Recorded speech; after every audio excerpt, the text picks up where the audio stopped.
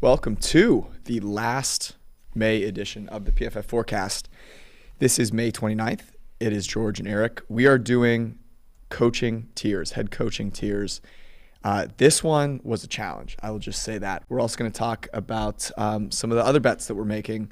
I will tell Eric about why he needs to wake up earlier on Sunday so that he can profit off of Formula One, and we'll get an update on the USFL, plus some recommendations on the back end. Let's rock.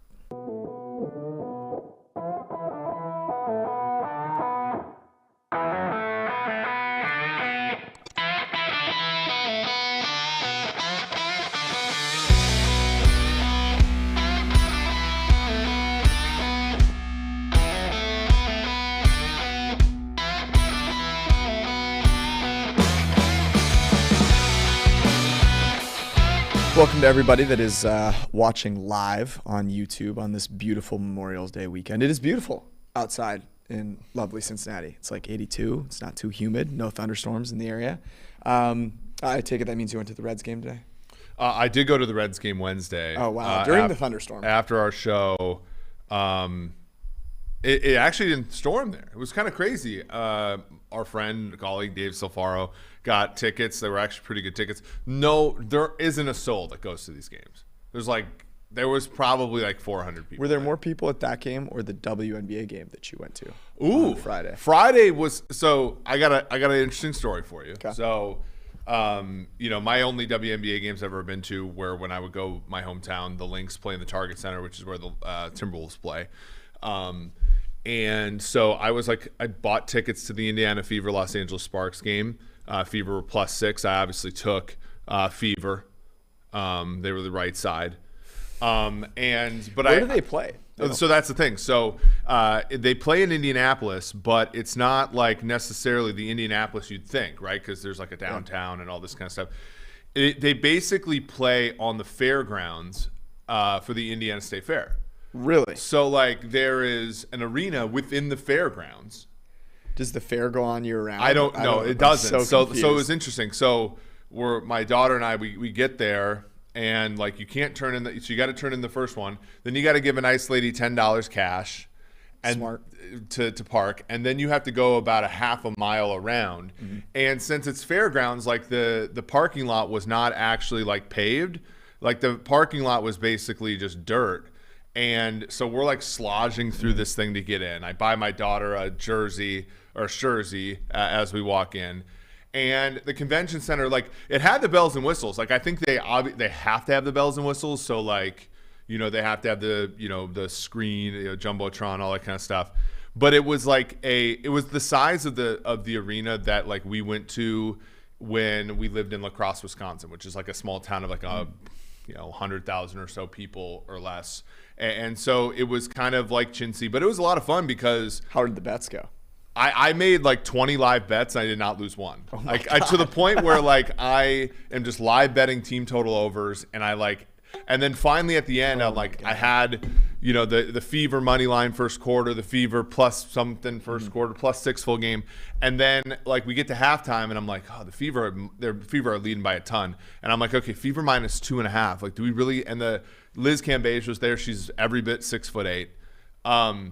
And I'm okay, I lay the Fever -2.5, and then we get to it's starting to melt down. Andy Reid saw the 18-point lead, could not resist.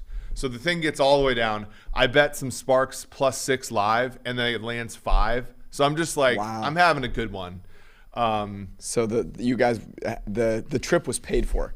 Trip was paid for by the bets. Yeah, and I give Indiana a lot of shit because, just look at it. But the fact is you can live bet legally. You can bet legally on sports that are being played in the arena you're in, which is a total upgrade over, I don't know about the other states, but for example, if you're in New Jersey, when we were at Army Navy, you can't bet on a game. You can't live bet legally in New Jersey on any of the. Was that intentional or because the Wi-Fi sucked?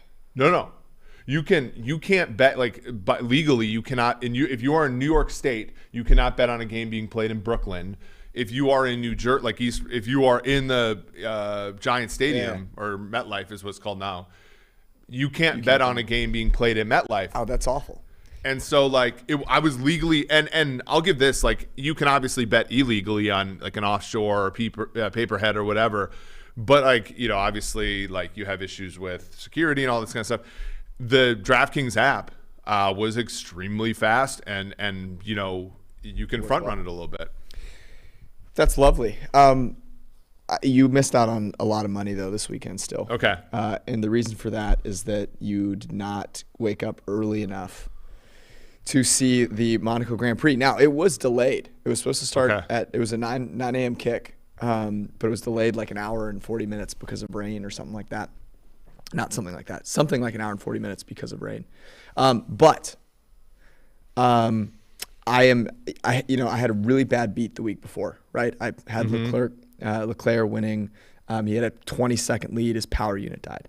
So this week, Leclerc is like minus 450 to win. Okay. He's in pole position. Monaco is like a place that you cannot overtake. That's the kind of whole thing about it. And so it's like, he's a prohibitive favorite. But there is weather rolling in. I saw that this morning. Yeah. Was it delayed? Yeah, so it ended up getting delayed, as I like said. The Champions game. But, with weather comes all kinds of, mumbo jumbo that can get thrown in. So I'm like, okay, I'm gonna bet some long shots. So I bet both Red Bull drivers who were in third and fourth, I think, pole position was Sergio Perez, Checo, and Max Verstappen, who won last year's championship. So Sergio Perez is 10-1. Max Verstappen is like 3.5-1. And I also bet Lando Norris 30-1 to win. And then to podium, I bet Sergio Perez, the Red Bull driver, he was plus 140, and Lando also to podium. So the race goes off. It's the track is flooded. So there's all this tire kind of strategy that they have to employ.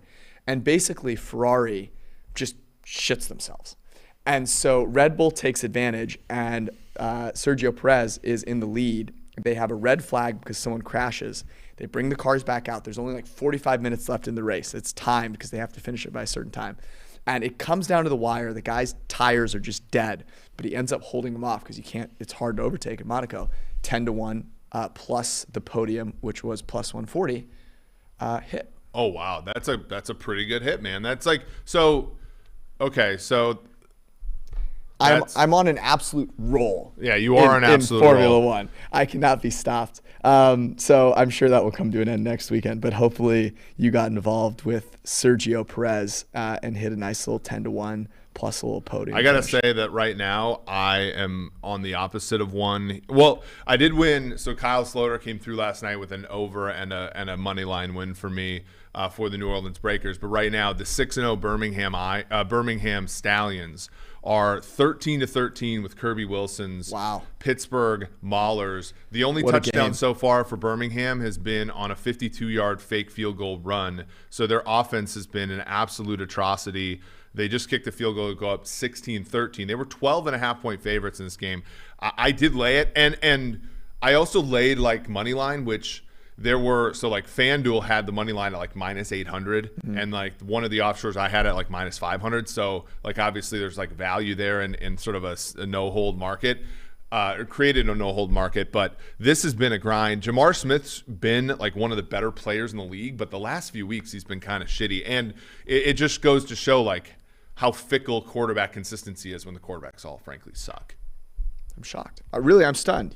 I'm surprised by that. Are you going to bet Celtics Heat tonight, Game 7? Boston. I have a Celtics to win the series bet. Okay. I'm riding with. I was disappointed the other night. Obviously, I mean, like, what were the Celtics going into the other night? Like minus 400 to win the series, and now they're basically what, minus 150, 140? Yeah, I mean they're minus 3 tonight. Interestingly, Scott Foster, shout out Zach Tantillo, who pointed out that Scott Foster is reffing tonight's game. The Heat are 1-8 in games that he has reffed.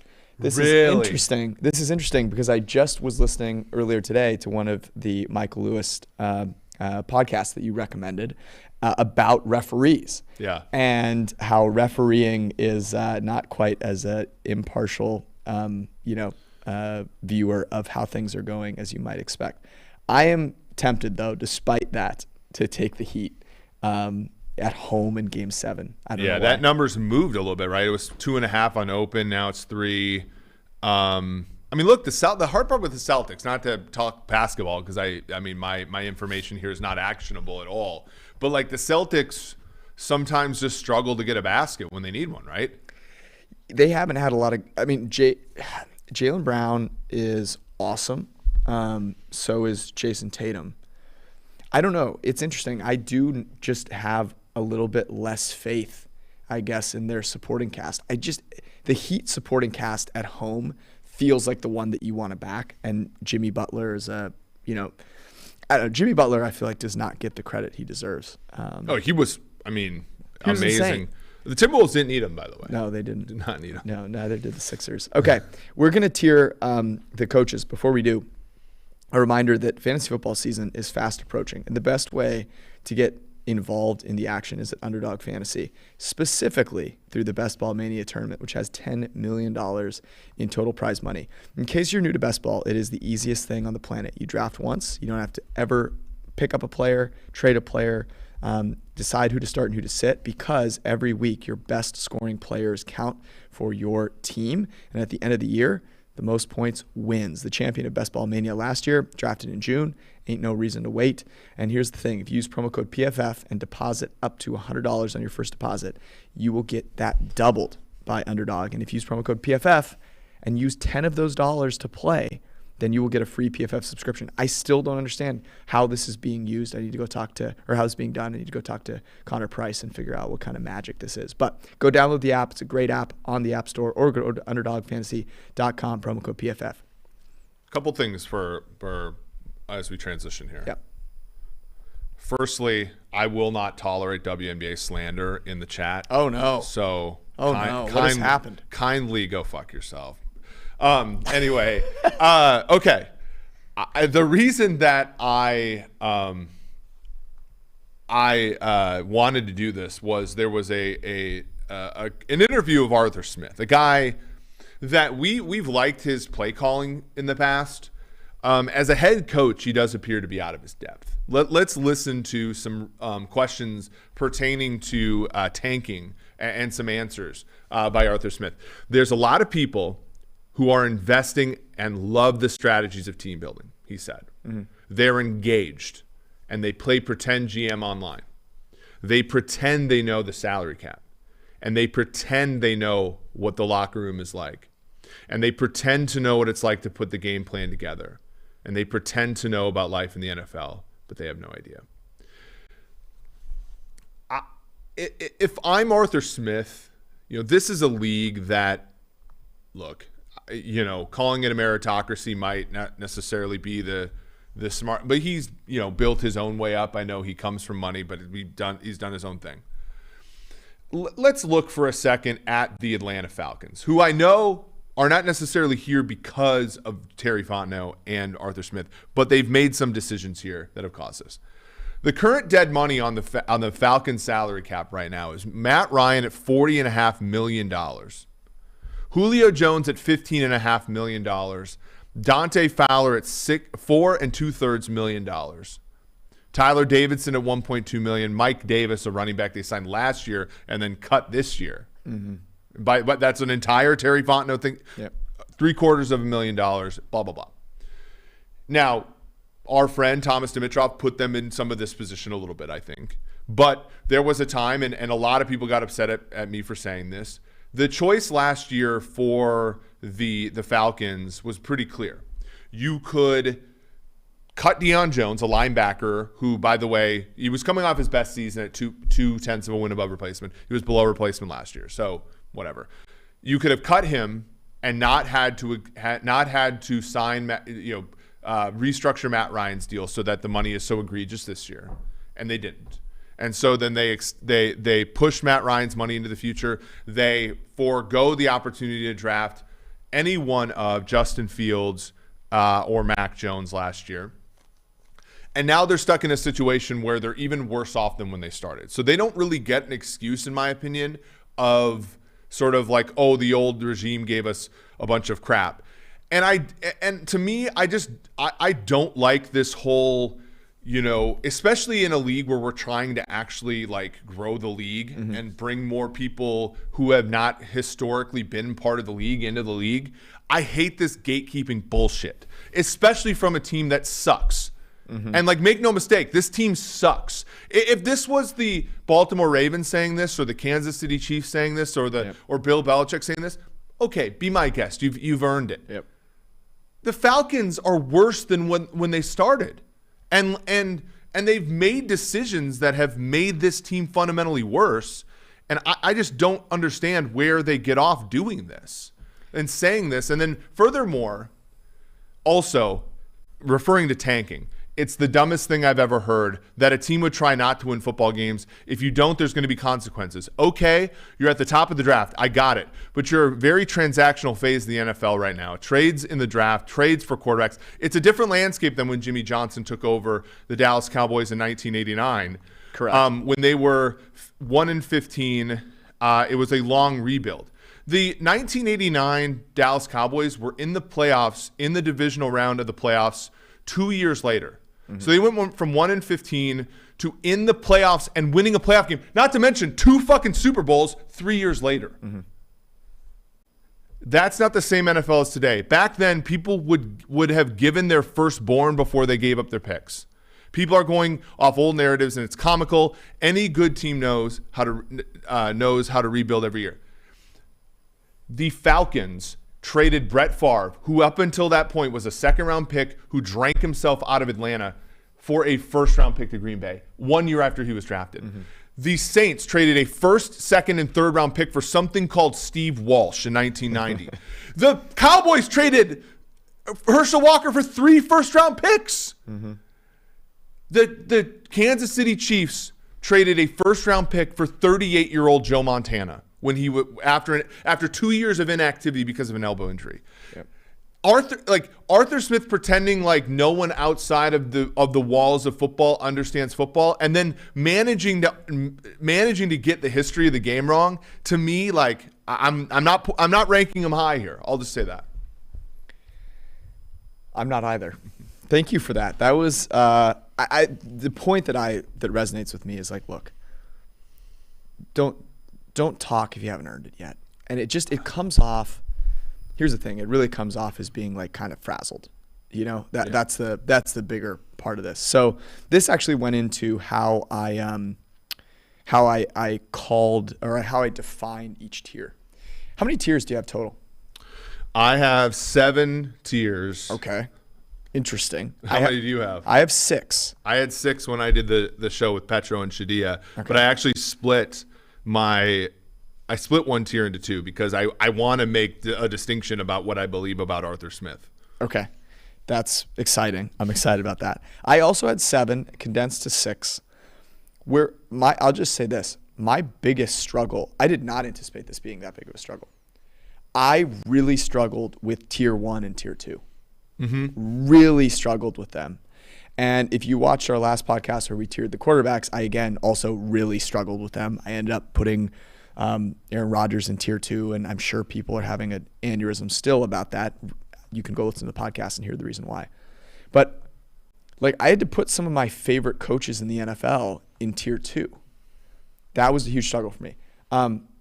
Were there any? Did you struggle with tier 1 and tier 2? I did.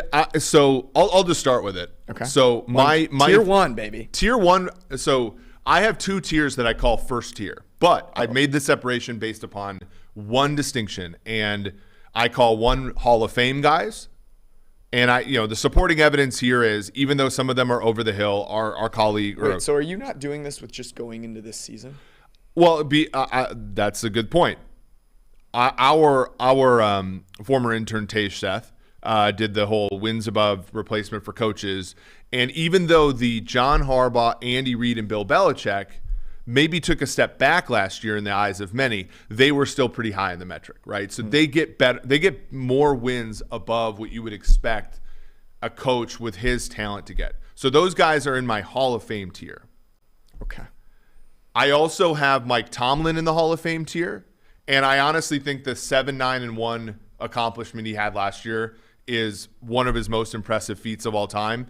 And I am going to put him here, and I think back to the Dallas Cowboys and how little it took for this man to get in the Hall of Fame. Not little, because he won 2 Super Bowls. Jimmy Johnson made the Hall of Fame with 2 Super Bowl rings. McVay's made 1, took over a terrible franchise, has won 1. I put Sean McVay in the Hall. I think Sean McVay is a Hall of Fame coach at this point in his career. So to recap, you have tier 1 Hall of Fame guys, and that is Andy Reid, Bill Belichick, Mike Tomlin, Sean McVay. And John Harbaugh. Those guys are all in the Hall of Fame. Okay. And then I have a first tier that's not Hall of Fame yet. Okay. I put yet. Mike Shanahan, Sean McDermott, and not Mike LaFleur. Matt LaFleur. So that's my top 7. Kyle Shanahan. Okay. Top 8. Sorry. Okay. Very interesting. You approach this differently than me. I thought simply about, if I were going into this season, here are the guys that, in my opinion, are tier 1 and then tier 2. So here's how I tiered it out. For tier 1, these are guys that get it all. Like, they get all of the parts of the game. Mm-hmm. And that, for me, included... It's like one guy, isn't it? It was off. They have to understand like offense in today's NFL. Yeah. They have to have shown an ability to manage, teams and coaching staffs really well. And this is the one that made it really hard. I had to put 4th down decision making here. Like, I had to. And this killed me because I love Kyle Shanahan. I love Sean McVay. Both of them are awesome. I also love Bill Belichick. Yeah, but he doesn't get it anymore, or he never did. But he doesn't go for it on 4th down enough. And to me, that's just such a baseline thing that you have to get in, that I had to put. But I'll be clear. I think that there is a tier, which includes tier 1 and 2, where like if I have one of these guys, in my opinion, all of these guys could be Hall of Famers, is what I'll say about this. Okay, so tier 1 for me... Tier 1 for me is LaFleur, Harbaugh, and this one may surprise some people, Frank Reich. I don't hate Frank Reich. No, you shouldn't hate Frank Reich. And I put Andy Reid in tier 1, but I struggled with this one because from a 4th down perspective, not necessarily always there, but I put him in here because of the preponderance of wizardry that he's had. But that was a challenge for me. In tier 2, I have 2 of my favorite coaches in the NFL, Kyle Shanahan and Sean McVay. And honestly, like, the only reason they're in this second tier is because of the 4th down stuff. If you look at EPA per play on 4th downs, the Niners and the Rams are 28th and 29th in the NFL. Like, they just don't get it there. The teams that are number 1, the Baltimore Ravens, the Kansas City Chiefs, Los Angeles Chargers, New England Patriots, interestingly last year. I have Bill Belichick in here. I have Sean McDermott, and I have Mike Tomlin. I like that. LaFleur to me is like in second tier, which is interesting because obviously the playoffs he has not won the same way that his contemporaries in Shanahan. I mean, Shanahan's beat LaFleur already twice in the playoffs, but then LaFleur's better than him as far as like 4th down decisions. I think he's better than him as far as consistency and all that stuff. So it's weird that they're in this tier in a different way. Okay. This is going to cause, I think, some consternation. It did when I brought it up with Petro. These are guys I call plus guys. These are guys. This is tier 3. This is tier 3. These are guys who help their teams win. Okay. They win. In fact, in many ways because of this guy. And I agree. Frank Reich, Kevin Stefanski, Mike Vrabel, and then I think there's a little gap, but I'm going to keep them in the same tier. Okay. So Reich, Stefanski, Vrabel have shown it at the NFL level at a relatively consistent pace and are just clearly plus guys for a lot of different reasons. And then the next 3 are guys who I'm taking a leap of faith with here. Oh. And that's Brandon Staley, Nick Sirianni, and Dan Campbell. Okay. The Dan Campbell thing doesn't offend you as much as... No. Why do you hate Frank Reich? I don't hate Frank Reich. I just think... Frank Reich is out here playing with... the quarterback position has been a patchwork quilt for Frank Reich. Here's my question, and this is also why I've been a lower on Shanahan than most at times. Who picked his last quarterback? Yeah, I get it. You know what I mean? Like Yeah. he's like, I can, Yeah. Last year they had last year did they have a first round pick last year? I'm trying to remember. They traded the 1 in 20 for Buckner. Yeah. I'm trying to remember, but like they've opted out of the they quarter took Michael Pittman, I believe. in round 2 and 20, and then and Taylor in round 2 and 20, and then last year I gotta look back. But in any event, like the Carson Wentz thing is the only blemish on Frank Reich's record, in my opinion, which is a big one because there's a little bit of overconfidence there that like. Yeah. That's fair. He gets it from a fourth down perspective. I believe sure. He gets it from a management perspective of people, and he gets it. Kwity Paye was the first round pick for the Colts last year. Okay, my tier 3, I have termed guys who I have some sample size on, and because of that, I believe they could be tier 1. And what I mean by tier 1 is like tier 1 and 2, right? Mm-hmm. The coaches that I have in tier 1 and 2, I think are Hall of Fame coaches or could be Hall of Fame coaches and are awesome. That is Kevin Stefanski, Mike Vrabel, Brandon Staley, and this guy's not a head coach, but he should be, Brian Flores.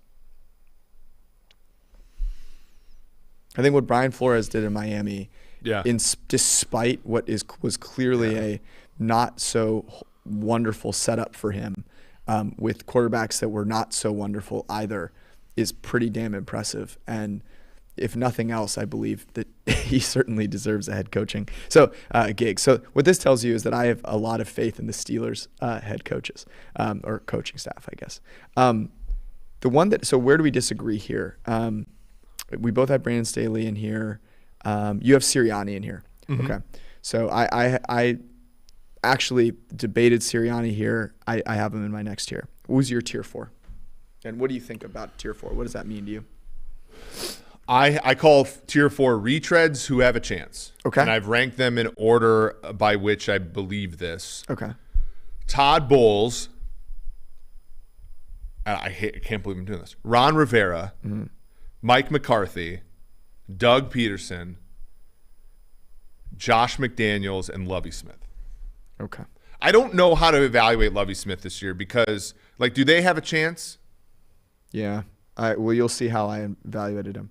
I struggled with tier 4 because to me, I couldn't make a clear qualitative, like, hey, this guy's a retread that has a chance, or a young guy that has a chance, or whatever. So I just termed it tier 4. I'm optimistic about what this person could bring. And this is a smattering of rookie head coaches, second-year head coaches, and retread head coaches, but ones that by and large I think you can be optimistic about if you put on the right colored glasses.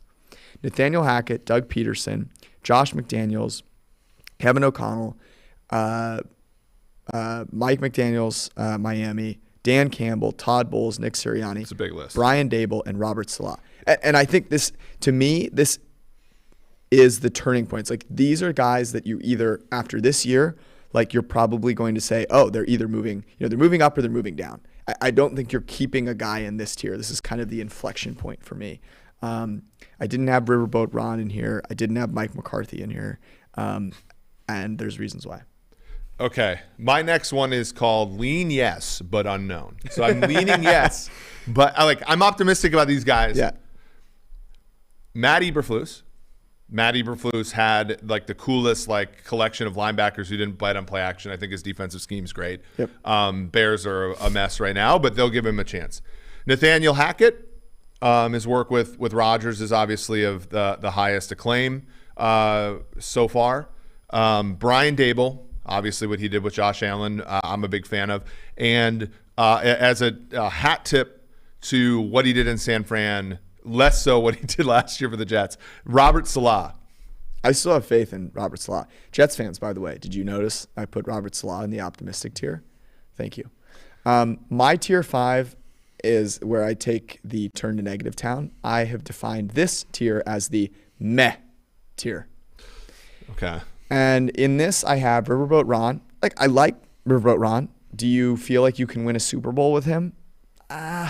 At this point, I'm questioning it. Matt Eberflus. I think there are a fair number of reasons why you could be optimistic about him. And I actually had him in the optimistic tier. I moved him down. And one of the reasons I moved him down is super weird and wonky, and you can come at me for this. It was I don't know. I watched the intro press conference. It was a little strange to me how he and remind me of the GM Poles. I was saying Pace there for a second, but Poles approached it. I think there's a question mark there because he's a defensive coach and like how it's going to be there. But I do think you could make a case optimistically. Dennis Allen. Look, again, you could be optimistic about this. I'm kind of meh on it, and I think there's reason to be.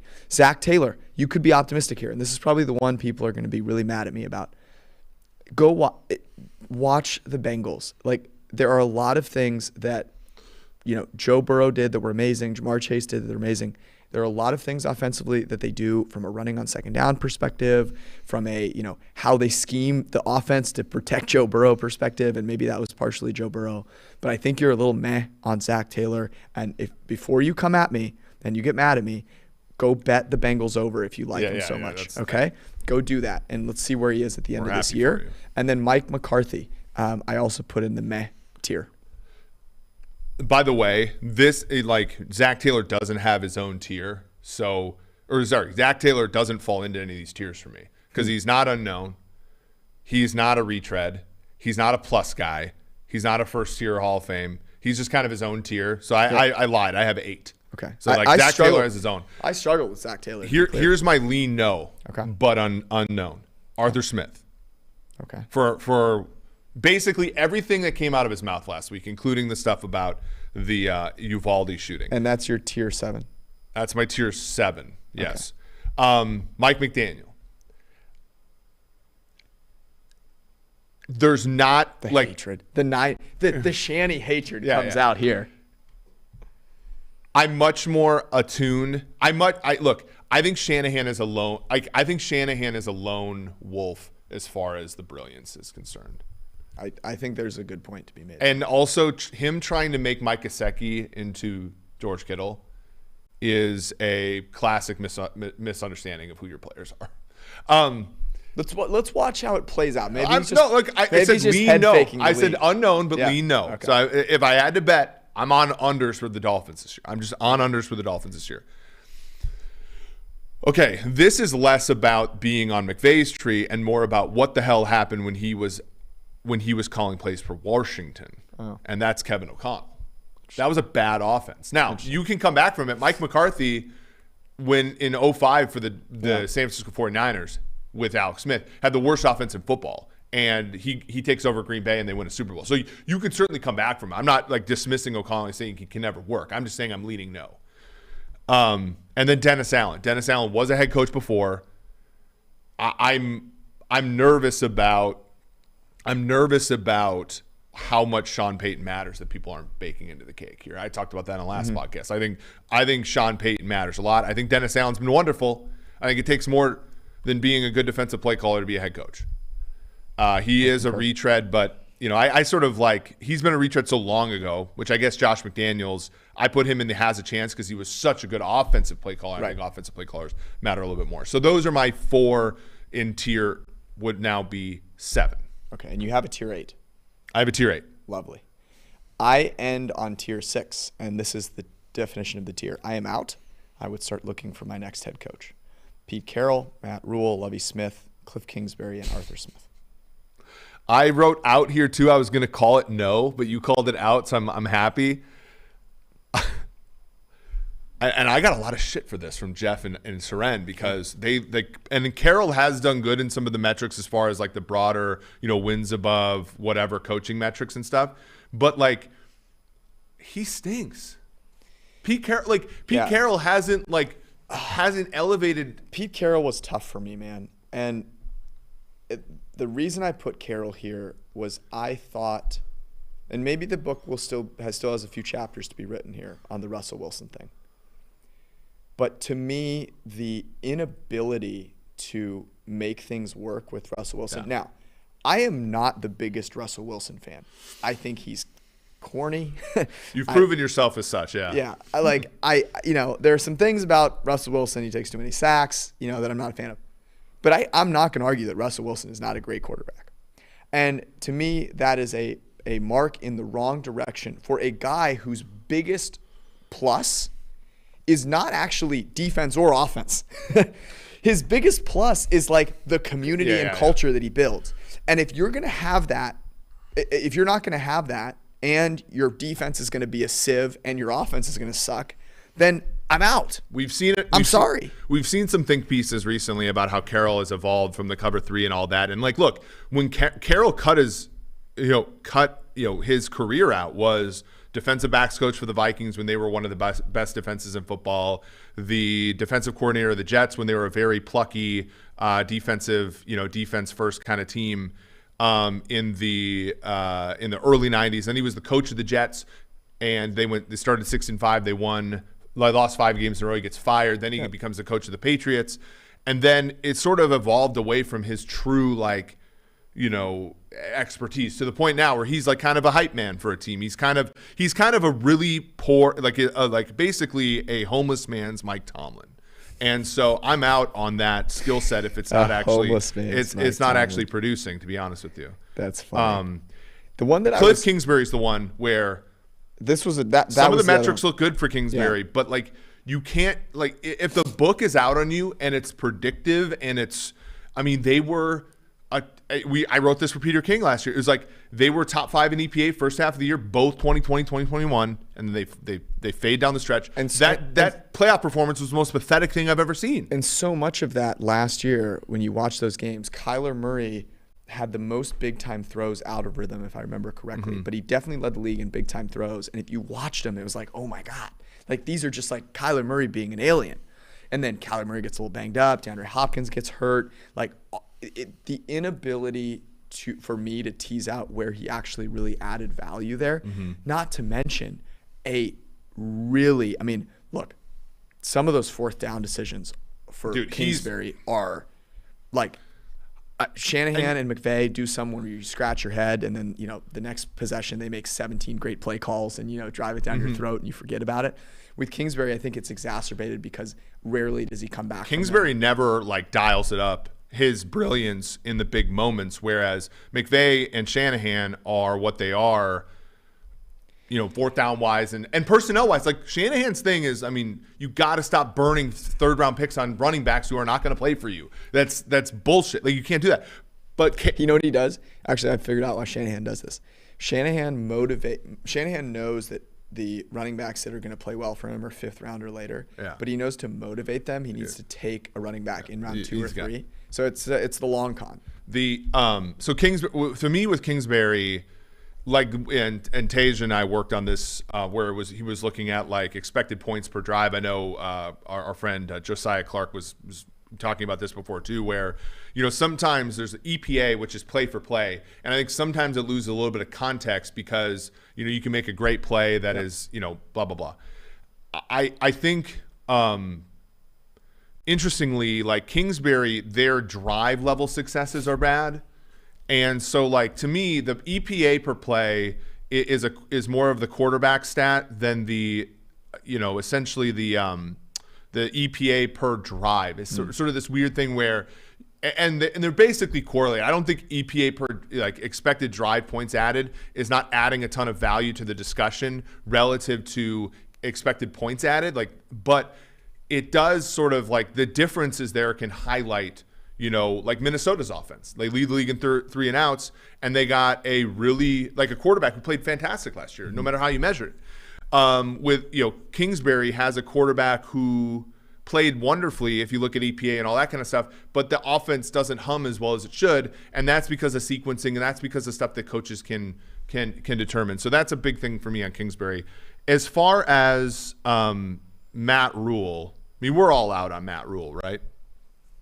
Yeah, I didn't even know if we were going to bring him up. This is, by the way, 58-yard field goal hit in this. Wow. Appropriate timing there. USFL game. Okay, so now that we've done the tiers, what were your biggest, looking back, are the ones that are kind of the most sticky for you or you're kind of unsure? I'll tell you mine first off, and I addressed this at the top.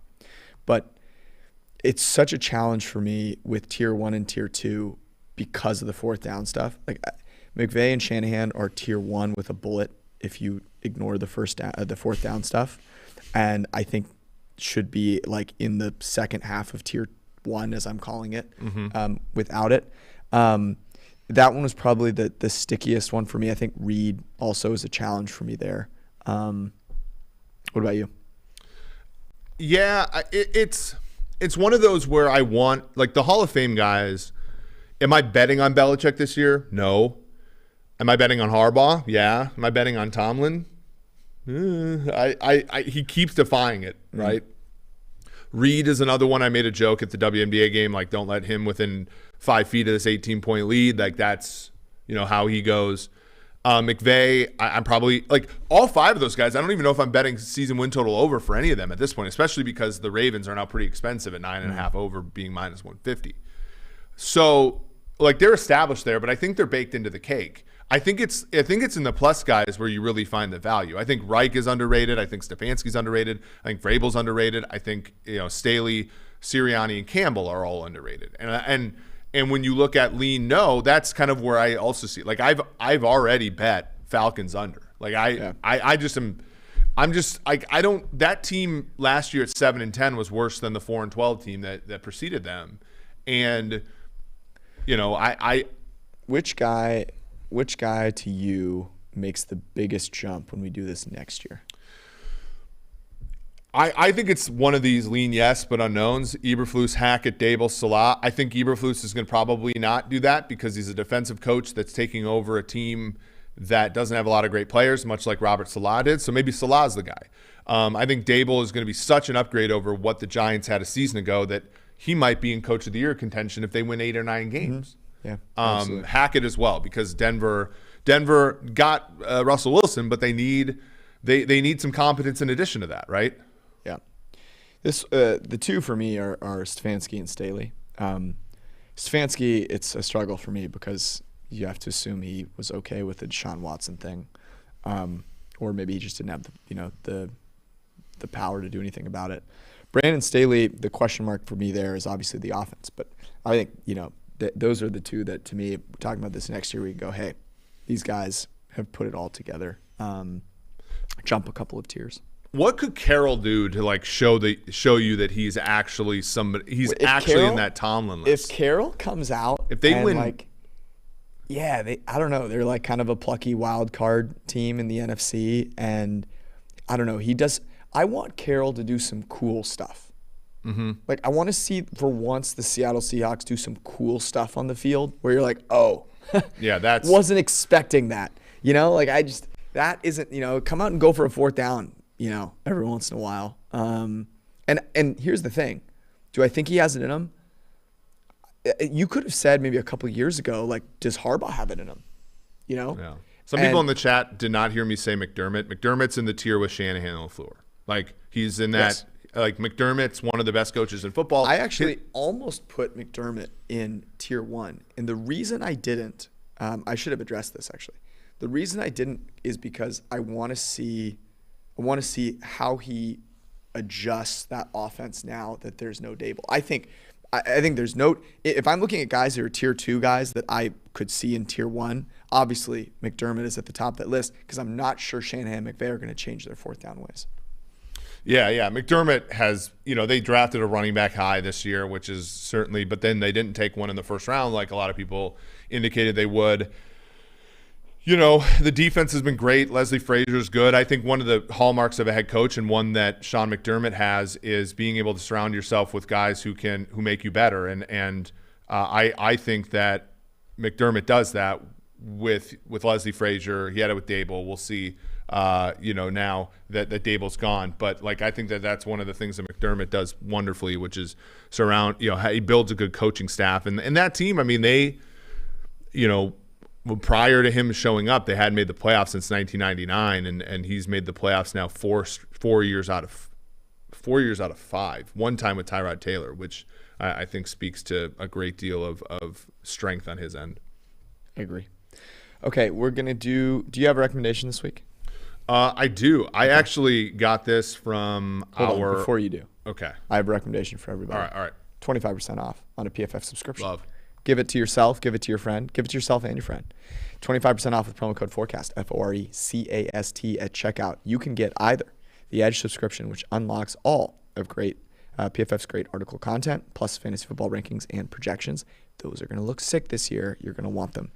Data, grades, and more. And if you want all of what PFF has to offer, use that 25% off on an elite subscription and get all of the betting tools, best bets, player props tool, game bets tool, all unlocked for you for the entire season. Promo code is FORECAST, FORECAST. All right, sorry, your recommendation. So I was listening to this on a recommendation from Tay Seth, our former intern. It is the Smartless podcast with Will Arnett, Sean Hayes, and Jason Bateman. They do a cool thing, and I kind of want to steal this. Okay. So every single episode, one of the three picks a guest, but doesn't tell the other two who the guest is. Oh, and then that's they introduce him. That's awesome. And yeah, it's pretty cool. And then like they obviously have like the, so Arnett and Bateman, were on Arrested Development together. Yep. And so they have that connection. Sean Hayes is like, doesn't like sports and all this kind of stuff. And so they had Joe Buck on and they made fun of him for like not knowing who Joe Buck was and all this kind of stuff. I think it's like a cool podcast. I listened to one with Craig Robinson, Daryl from The Office, Bill Maher, who I know is a kind of a infamous character right now. So it's kind of cool. How many podcasts do you listen to? Like I listen to like one religiously, which is the Jesselnick Rosenthal Vanity Show, and then there's a bunch like anyone that I've been on. Chicken Dinner podcast with our friend Sam Panianovich is pretty good. It talks about gambling, and then I do a lot of like biking and I do a lot of like rowing and stuff. That's kind of where I listen to my. I didn't know than that you do a lot of. I know. Look at this Rowing. By the way, Eric has now more Hydro shirts than Chiefs shirts. I know. That's how you know. Big Hydro fan. That's how you know. Maybe you should recommend that again, the Hydro. My recommendation for today, I had a few that I was kind of like debating here. I'm going to give you a super out of left field one. Okay, because I'm usually like recommending products that I'm getting made fun of for being overpriced and all of this stuff. This is a show that I haven't watched the second season yet, but actually my girlfriend introduced me to this show. It is on Netflix. This is a show that if you need to not use your brain and watch, you can do it, okay? Mm-hmm. It's called Bling Empire. And it is... Sounds lovely. It's amazing. It's about this group of incredibly wealthy Asians in like the LA, Southern California area. And that might not be the greatest selling of like the show. Trust me, I was like very skeptical. The characters are funny and I haven't watched the second season yet. It just came out. That's how I know. Because I was talking to my girlfriend who's on the boat and she was like, yeah, I was trying to find some Wi-Fi so I could download it. Unfortunately, can't really find it in the middle of the Mediterranean, but that is my out of left field recommendation for you all. Very good. That and to follow my Twitter Formula One bets. Yeah, love that here. We have Birmingham up 7. Oh, good. With the ball in territory here. A touchdown it covers for Birmingham and gets the total to go over. So far, overs are 1-1 this week. We'll see how this goes with our pal Jamar Smith handing to the former running back from Alabama, Bo Scarborough, and Pittsburgh has taken a timeout, so 2:26 left. Thank God. Thank God we got that update in for everyone that's listening. I love that. Yeah. Yeah, good. We'll be back with you all on Wednesday. We love you. Peace out.